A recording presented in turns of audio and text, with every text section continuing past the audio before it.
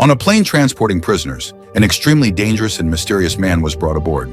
Unlike the other inmates, his face was completely covered, and his body was wrapped in heavy locked chains. Because he was considered highly dangerous, he was restrained alone in the last row of seats. As the plane continued its flight, every prisoner was looking for a way to escape. He, however, only twisted his neck slightly, and a tooth wrapped with thin wire fell out of his mouth. He used it to pick the lock, calmly preparing for the explosion he expected.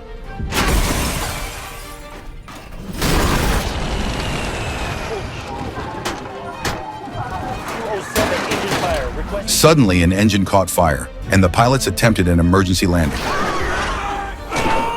Some prisoners died in the crash, while others took the opportunity to seize the handcuff keys.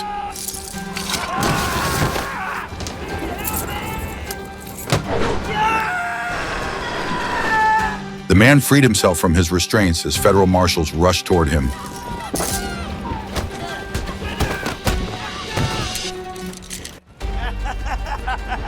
With only 600 meters left to the ground, the emergency landing site was a remote valley in Alaska. The prisoners began attacking the marshals and pilots, and amid the chaos, a bearded man stepped forward.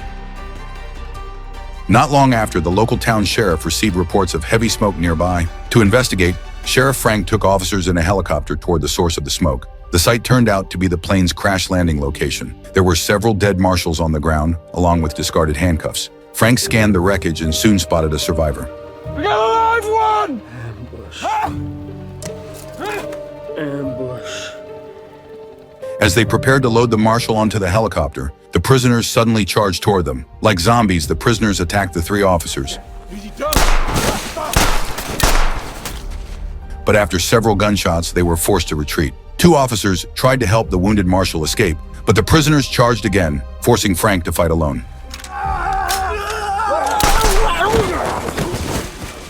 Frank was knocked to the ground and his gun was kicked away. At the critical moment, another marshal who survived the crash appeared.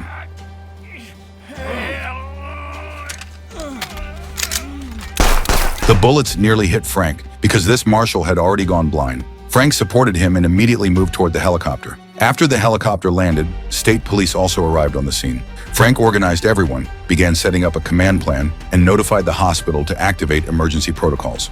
Tell them they got a tidal wave of trouble coming their way. Frank's wife, who worked at the hospital, received the alert. Worried about her husband, she immediately tried to call him. Be careful, all right? And stay safe until the cavalry gets there. Honey, we are the cavalry.